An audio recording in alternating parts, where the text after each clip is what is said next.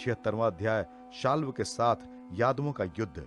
श्री सुखदेव जी कहते हैं, परीक्षित, अब मनुष्यों की सी लीला करने वाले भगवान श्री कृष्ण का एक और भी अद्भुत चरित्र सुनो। इसमें यह बताया जाएगा कि सौभ नामक विमान का अधिपति शाल्व किस प्रकार भगवान के हाथों मारा गया। शाल्व शिशुपाल का सखा था और रुक्मणी के विवाह के अवसर पर बारात में शिशुपाल की ओर से आया हुआ था। उस समय यदुवंशियों ने युद्ध में जरासंध आदि के साथ साथ शाल्व को भी जीत लिया था। उस दिन सब राजाओं के सामने शाल्व ने यह प्रतिज्ञा की थी कि मैं पृथ्वी से यदुवंशियों को मिटाकर छोड़ूंगा। सब लोग मेरा बल पौरुष देखना। परीक्षित, मूढ़ शाल्व ने इस प्रकार प्रतिज्ञा करके देवादिदेव भगवान पशुपति की आराधना प्रारंभ की। वो उन दिनों दिन में केवल एक बार मुट्ठी भर राख फांक लिया करता था। यूं तो पार्वती पति भगवान शंकर आशुतोष हैं, औढ़रदानी हैं, फिर भी वे शाल्व का घोर संकल्प जानकर 1 वर्ष के बाद प्रसन्न हुए। उन्होंने अपने शरणागत शाल्व से वर मांगने के लिए कहा। उस समय शाल्व ने यह वर मांगा कि मुझे आप एक ऐसा विमान दीजिए जो देवता, असुर, मनुष्य, गंधर्व, नाग और राक्षसों से तोड़ा ना जा सके, जहां इच्छा हो वहीं चला जाए और यदुवंशियों के लिए अत्यंत भयंकर हो। भगवान शंकर ने कह दिया, तथास्तु। इसके बाद उनकी आज्ञा से विपक्षियों के नगर जीतने वाले मय दानव ने लोहे के सौभ नामक विमान बनाया और शाल्व को दे दिया। वो विमान क्या था? एक नगर ही था। वह इतना अंधकार में था कि उसे देखना या पकड़ना अत्यंत कठिन था। चलाने वाले उसे जहां ले जाना चाहता वहीं वो उसकी इच्छा करते ही चला जाता था।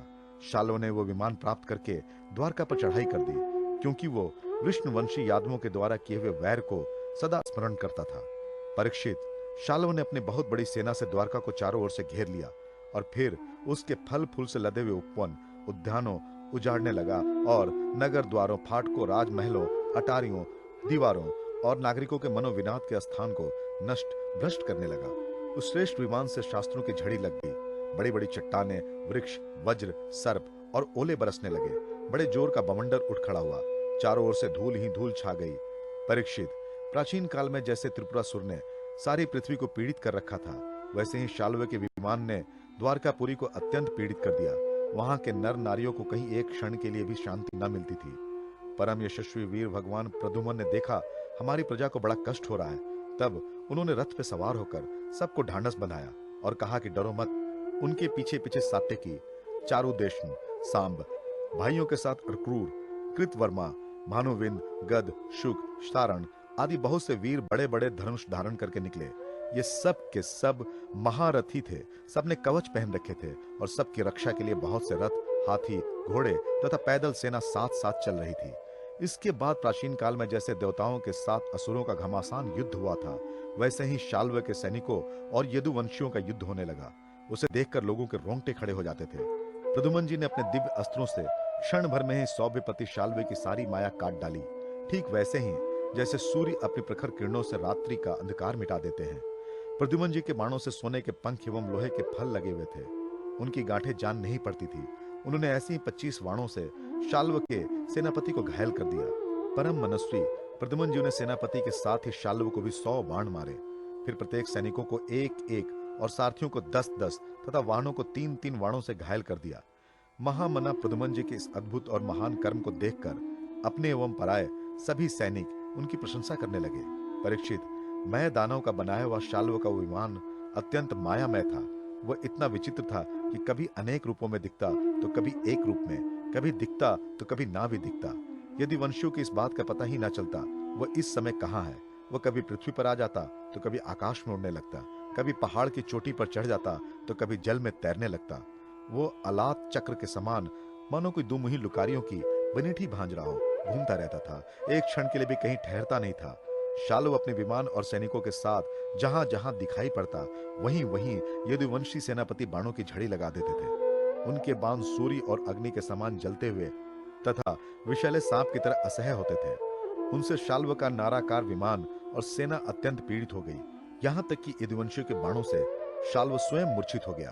परीक्षित, शाल्व के सेनापतियों ने भी यदुवंशियों पर खूब शस्त्रों की वर्षा कर रखी थी। इससे वे अत्यंत पीड़ित थे, परंतु उन्होंने अपना अपना मोर्चा छोड़ा नहीं। वे सोचते थे कि मरेंगे तो परलोक बनेगा और जीतेंगे तो विजय की प्राप्ति होगी। परीक्षित, शाल्व के मंत्री का नाम था द्विमन, जिससे पहले प्रद्युम्न जी ने 25 बाण मारे थे। वो बहुत बली था। उसने झपट कर प्रद्युम्न जी पर अपनी फौलादी गदा से बड़े जोर से प्रहार किया और मार लिया कहकर गरजने लगा। परीक्षित, गदा की चोट से शत्रु दमन प्रद्युम्न जी का वक्ष स्थल फट सा गया। दारुका का पुत्र उनका रथ हाँक रहा था। वह सारथी धर्म के अनुसार उन्हें रणभूमि से हटा ले गया। 2 घड़ी में प्रद्युम्न जी की मूर्छा टूटी। तब उन्होंने सारथी से कहा, सारथे, तूने ये बहुत बुरा किया। हाय हाय, तू मुझे रणभूमि से हटा लाया। सूत, हमने ऐसा कभी नहीं सुना कि हमारे वंश का कोई भी वीर कभी रणभूमि छोड़कर अलग हट गया हो। ये कलंक टीका तो केवल मेरे ही सिर लगा है।